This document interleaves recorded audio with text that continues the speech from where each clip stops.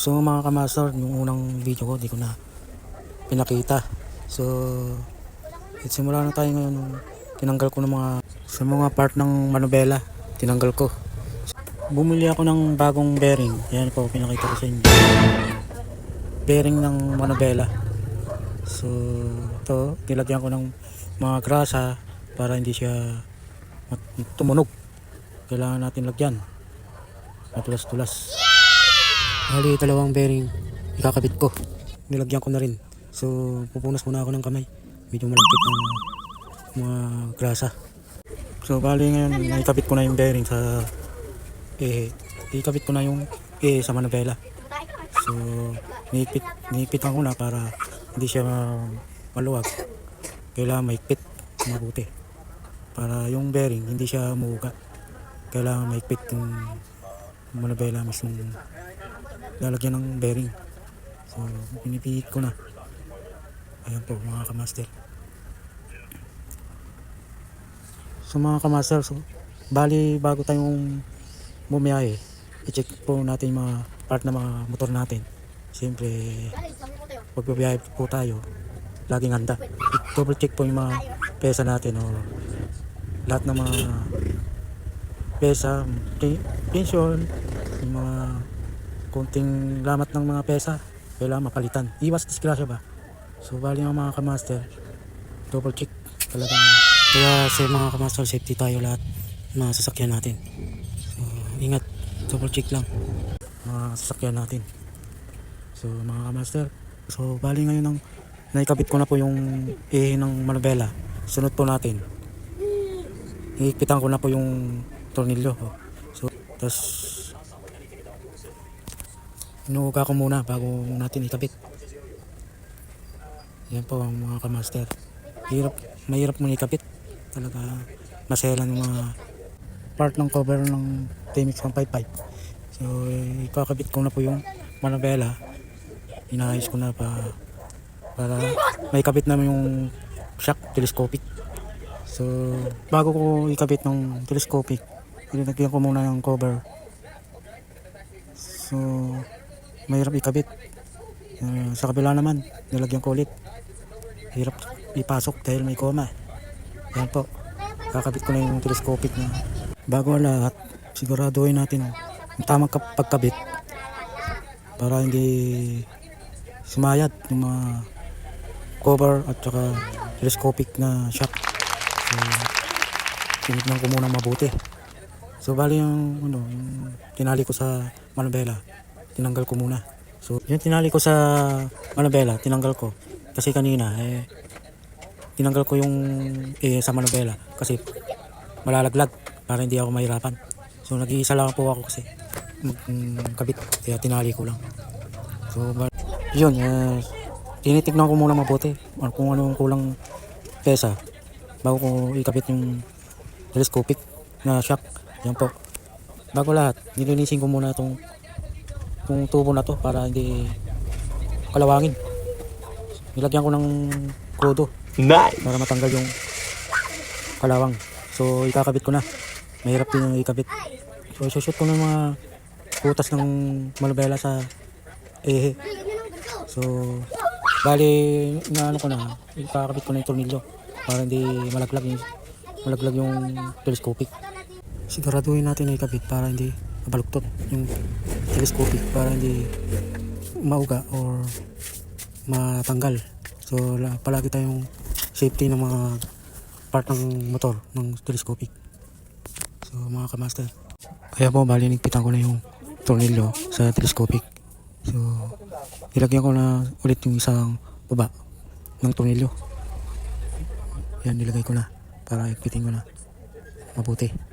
Paalala po mga kamaster, bagong yung higpitan, yung tamang higpit lang, yung sakto lang yung higpit para hindi mga low straight. Ayan po, mahigpit na mga kamaster, tamang higpit lang po.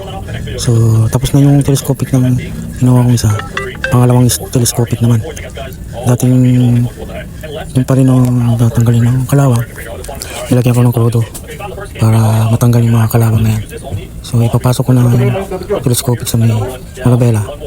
Yan po, dahan-dahan ko lang ilagay para hindi siya Tama, ayan.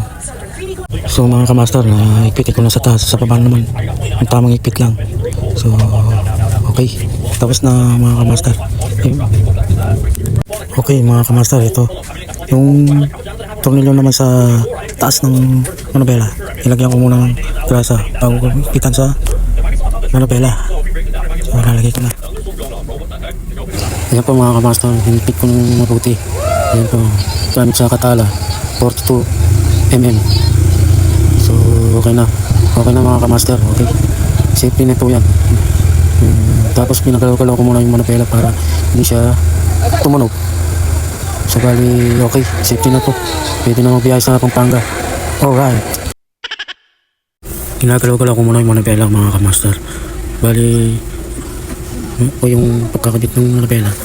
So, hindi na po matunog yung mga bearing. So, mga kamaster. Sunod na naman po yung mga Honda logo, emblem, mga kamaster. So, ikakabit ko na po yung mga logo. Hirap na ikabit dahil makitid po yung paglagay niya. So, mga kamaster, tsaga lang. Ikabit natin yung tornilyo. Tapos, yung mga businang DMX 155. So, sabay-sabay na rin po yan. Ilagay po ng tornilyo mga kamaster. So, yan po.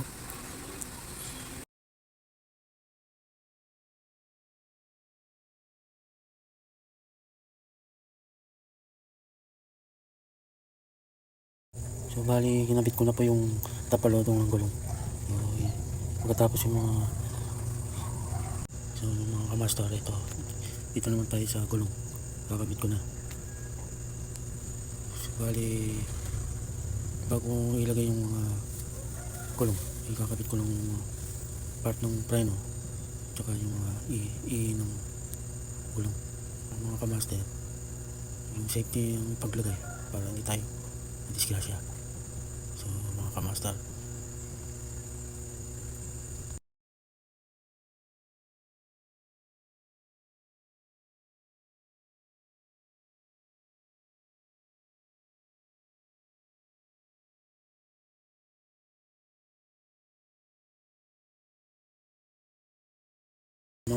okay na po.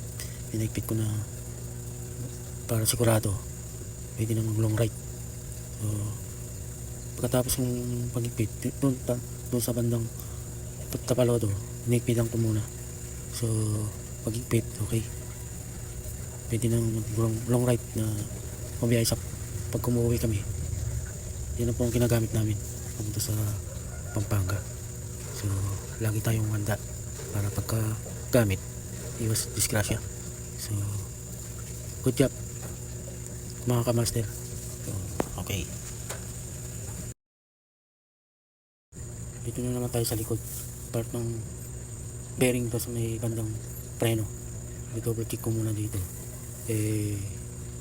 Yung bearing po hinignan ko muna para sigurado. So bali hindi naman po bearing, kaya babalik ko na sa dati. Hindi naman bearing yung nasira. Good yung mga bearing na sa likod bandang gawing preno. So good job.